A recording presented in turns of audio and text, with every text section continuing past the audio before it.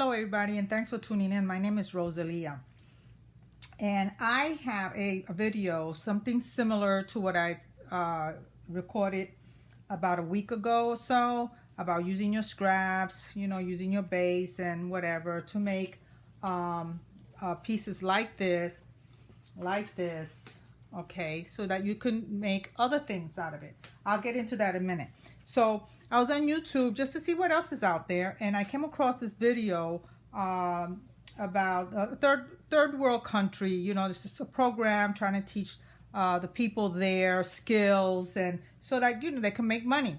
So in any case, the process that I've learned from Joe McIntosh was that if you look, you have to check out my video because it's the fabric scraps, using fabric scraps or something. I don't even remember the name. But in any case, the whole thing was about using your scraps. I mean, you got all your clippings. So when you're sewing and stuff, you have a bunch of clippings. You can use this size.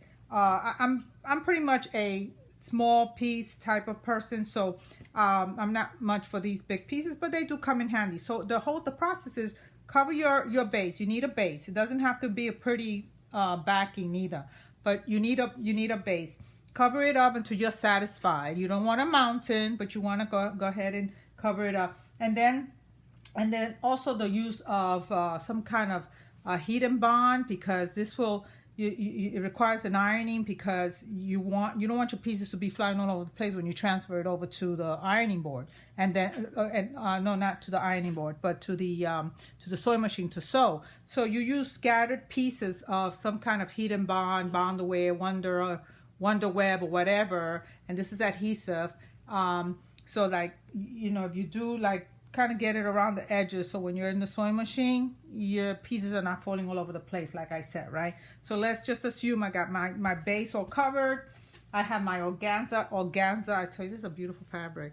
Be careful, it does burn. So anyway, look, check out my video. I have a video on doing this process. Fabric scraps.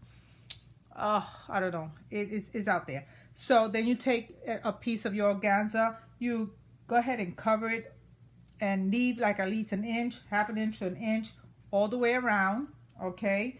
And then you take it to the ironing board, you iron it flat, and the heat and bond will melt and hold this together, and you go to the sewing machine and do a free motion quilting.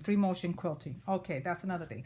So what I'm gonna show you is that I came across this video, like I said, right?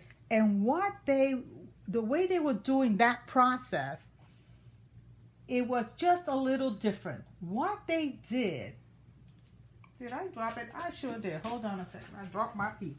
What they did, instead of having the base, putting all your scraps down, ironing it down, then take it to the machine, what they were teaching the people there was to take your organza. Give you a used organza. They were using like a used organza, like it might have been a scarf or dress or whatever, but anyway, you cut it to size. You take your organza and you cut it to size, and you make a bag, like a pocket. So you sew this one I folded, so I didn't have to iron it, sew it. But you sew all three, make sure all three sides are sealed, and then, so now you have this, okay? You don't have to turn it inside out or anything, just leave it just like that. What they did was they took their scraps and filled that bag up. They just went ahead and filled it up to the max, okay? I'm just going to do that. I'm not going to actually do the whole process, but they filled it up, make sure all the corners are all filled up. And once they were satisfied with the amount of scrap in there, I'm just going to put a little more over here. You could just tell how much this bag can hold, and it depends how big you're making yours, of course, right? Any size, you just visualize what you might want to do with that and just go with it.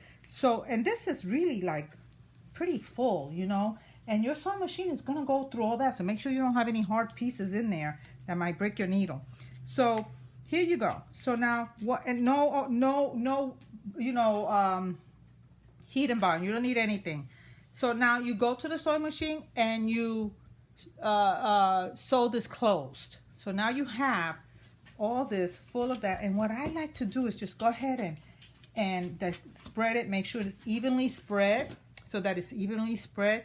This turned out really nice. So I did that. And again, just make sure you don't have too much for your machine. My machine was able to take this. Okay. So then the next thing they did was sew in the machine, just going straight. Now you can do decorative stitches. You can do like decorative threads, all designs. Anything that turns you, sweetheart. Okay, everybody out there. So what I did, because it's my first time, I did just a straight stitch like they did, and they went down, cut it, went back all the way down. They did like the size of your machine foot, and then they went back again and did between that, so that you have nice sewing, straight sewing. And if you want to do zigzag, whatever. But I did the straight sewing, and I'll show you what I did. And it was marvelous, and I just had a good time, because this wasn't a freehand motion. This was just straight stitch, regular foot. I didn't even use my walking foot, neither. I just used my regular foot, and it went in just fine. I took my time, so just to see how my machine was gonna take it, and I was happy with it, and I just kept on going. So then, after I sewed this, check this out. This is what you get. Really awesome.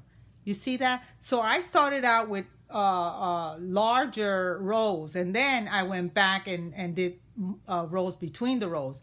So then I got these nice small rows, about a 1/4 inch, whatever. And then what I did, now this was a sample. I didn't have any plans when I was doing this, any plans on doing anything particular, but they were doing journals. I don't know if I told you. They were doing journals. They took the whole piece. Let's pretend that this was the piece. Okay, anyway, I could do it with this one. So what they did was they were making journals. So they had their fabric scraps all sealed and sewn this way. They finished it. I don't remember how they finished theirs. I was trying to look at find the video. I don't know if I liked. I could just I didn't if I hit the like. I just couldn't find it, before this video. So they finished it. They had a basic sewing machine. It was just straight stitch, no zigzag, nothing. So I just don't recall how they finished it. Maybe they did finish it with a zigzag. In any case, I did mine with a serger. Okay, and I like that rough look. I did a few things with just the rough look. I just like it, and it's easier. And it doesn't have to be a serger. It could be like a zigzag thing, or an overlock. I think most machines will have an overlock, and you have this piece. So can you imagine? Now, I don't like to do these small type of journals, because you end up having to cut up your paper, and I just don't care to do that. So most of the time, and I've said this in my video, I usually do it that it's the size that my paper, the copy paper size, that's gonna fit in that journal. If for whatever reason I just want to do a small journal, I may go through that process. But most of the time, I just like to do my journals, the size of paper is so much better. So I could do, I don't know, depending, I could probably do something like this, and I could probably get maybe 2 to 3 signatures in here. Can you imagine that? And then, of course, decorate the top. Decorate the top, or leave it as is, because it has so much going on already. I can iron on and applique, or just iron it on, and it'll stay, or glue it, whatever. But this is not going to get washed, so the gluing and stuff like that would work just fine. But I thought this process, let me tell you, I wish I could just think about the YouTube that I saw. I to give them credit, because this is definitely not my idea. And they mentioned that they were teaching the people in that country a skill so that they are able to make money. So I just want to make sure that I give credit where credit is due. This is not my idea, but I enjoy doing this. The next one that I make, I don't know, maybe I'll just keep this one as is. It looks okay. I just want to put more like more colorful than dark jean denim type of fabric. I make it a little more colorful, but it was like, it was just a joy to make these. So I may just make it bigger so that I can actually make a nice size journal, you know. So I wanted to share that with you because I'm on YouTube a lot, learning from other artists, and when I see something that I like to continue to research to see if there's anybody else that is doing it out there, what their technique is, because there's always somebody who does the same thing in a different way. So I always research and see what's out there. This is not really out there at all that I've looked at. There's another group, Creative. Oh my goodness, I meant to write their names down. Creative something. It's a nice group. The lady goes out, Julia, I think. That's not the Julia Stitches by Julia. It's not her.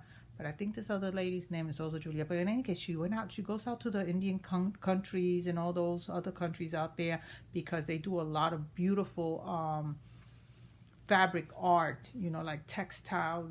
And she was also showing how they use ink to do block stamping on fabric.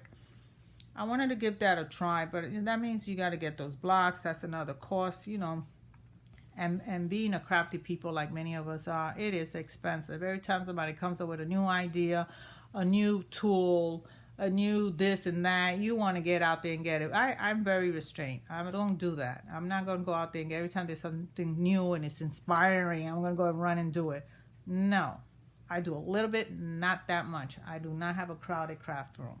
So, but this was really nice, being that I was already doing this process of, you know, freehand motion, and the process that I was telling you about, putting it all down with some of the on the web, and then freehand motion, which is a lot of fun. I don't quilt. I just started this freehand motion. I had the foot. I said, oh, let me give it a try. What am I so afraid of? I gave it a try, and I just fell in love with it, because you're not following any patterns. You're not trying to get a design. You're just going all over, going crazy, making sure that everything is, you know, is tacked down. And I did this one with the black thread. I just felt like it. It was, the thread was in my machine already. I said, let me see how it looks against all this color. And look how beautiful. I love it. I had done these. I had already shown these to my on my other video, and these are pieces that I use in a quilt. I don't do quilts. I just happened to have made a couple of them. They were very simple, just blocks, nothing fancy. And I had these extra ones, and I decided to do this. These could be like mug rugs, coasters, or something. In any case, I thought I'd share that. Please go back and view the other two videos on this, fabric scraps, using your fabric scraps and to make, you know, a nice fabric design. I mean, this is fabulous. Both sides looks great. All right, thank you so much for tuning in. And again, I'm not a regular, so when I have something to share, it could be a month, a year from now. It is what it is. So give me a like anyway, and I'll see you when I see you. Thanks. Bye.